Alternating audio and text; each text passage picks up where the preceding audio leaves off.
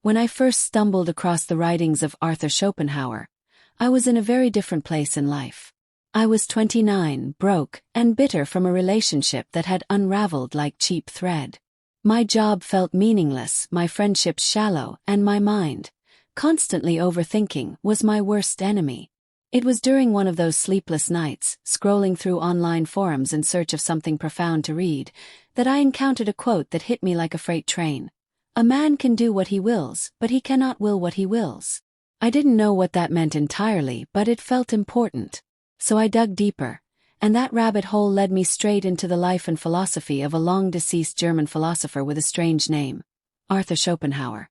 For the sake of storytelling, let's call him Andrew Spencer. Andrew wasn't your typical sunshine and rainbows thinker. He saw the world as it was, raw, unfiltered, often painful, but he had a strange kind of honesty I hadn't found anywhere else.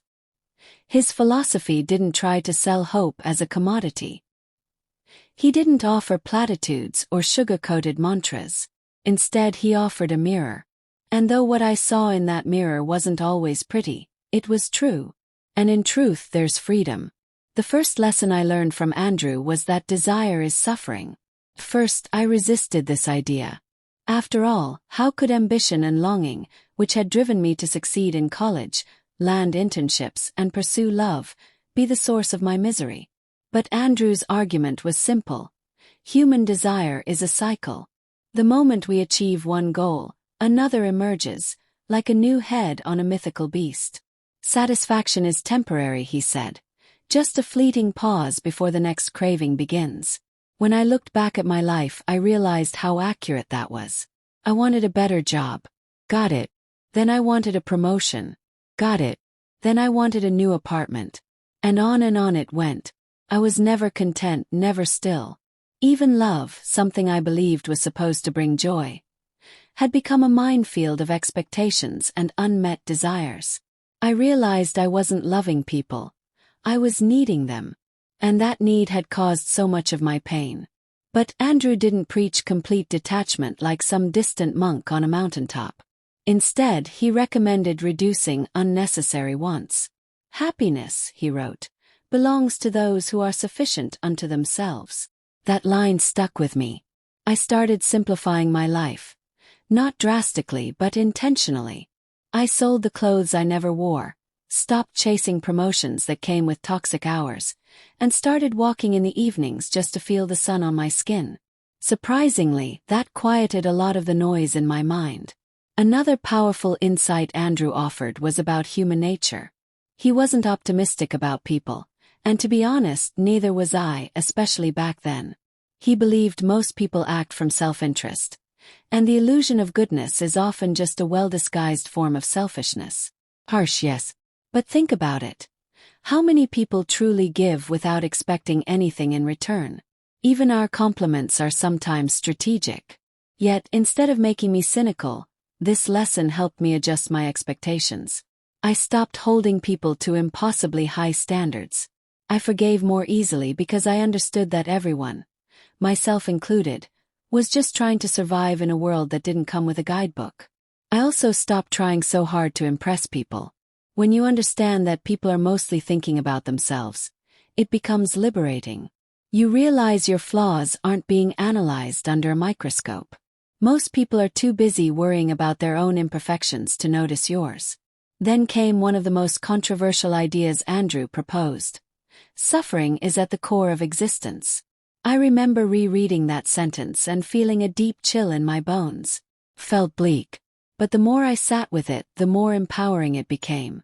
If suffering is inevitable, I thought, then maybe the goal isn't to eliminate it, but to understand it, even grow from it. That flipped a switch inside me. I stopped running from discomfort. When things got hard, I leaned in. I started journaling through my worst days, analyzing my reactions and finding patterns. I noticed that the things that caused me the most pain were the things I had the least control over.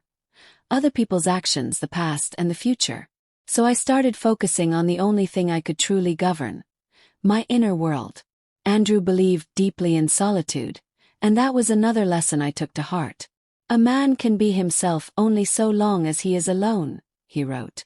I used to hate being alone. Silence made me anxious. I'd turn on the TV or scroll through my phone just to fill the space. But I started scheduling time for solitude. No distractions, no devices. Just me and my thoughts. And though it was uncomfortable at first, something miraculous happened over time. I began to hear myself again. Not the voice shaped by society, trends, or fear, but the quiet, intuitive voice that had been buried under noise for years. I got to know myself like an old friend I hadn't seen in decades. During one of those long, silent mornings, I realized something else Andrew had been trying to say all along. Life isn't about chasing happiness. It's about managing suffering. That shifted everything for me. Happiness became a byproduct, not the destination. I stopped expecting life to be easy or fair. I stopped treating pain as a mistake. When bad things happened, when I lost a client, when a friend ghosted me, when I sat alone on a Friday night, I didn't spiral anymore. I just acknowledged it like weather. Rain falls, storms pass, and so do bad days. One particularly powerful idea Andrew taught me was about compassion. Even though he was considered pessimistic, his views on compassion were oddly tender. He believed compassion is the only true moral motive. When we see someone else suffering and it moves us, not because we gain something but because we understand we're acting from a higher place. That made me rethink how I treat people. Became less judgmental. When someone snapped at me at the grocery store, I didn't bite back. I imagined they might be going through something unseen. That shift didn't just make me kinder, it made me calmer.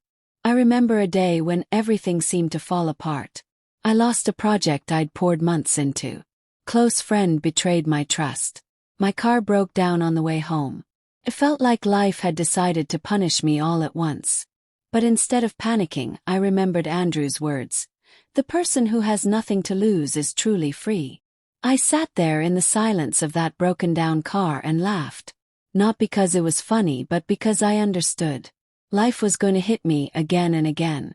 But if I stopped clinging so hard, if I could learn to let go, I'd suffer less. In time, Andrew's philosophy didn't make me darker. Made me lighter. I stopped needing life to be perfect. I stopped needing people to always love me, jobs to always reward me, or plans to always succeed. I began to embrace what Andrew would call tranquility. A quiet contentment born not of excess, but of inner peace. I still had dreams, but they didn't control me. I still loved people, but I no longer needed them to complete me. I still failed, but I stopped calling myself a failure.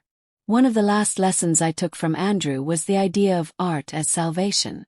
In a world full of pain, he believed art could offer temporary relief. Music, especially, could elevate us above the petty and painful. I found that to be profoundly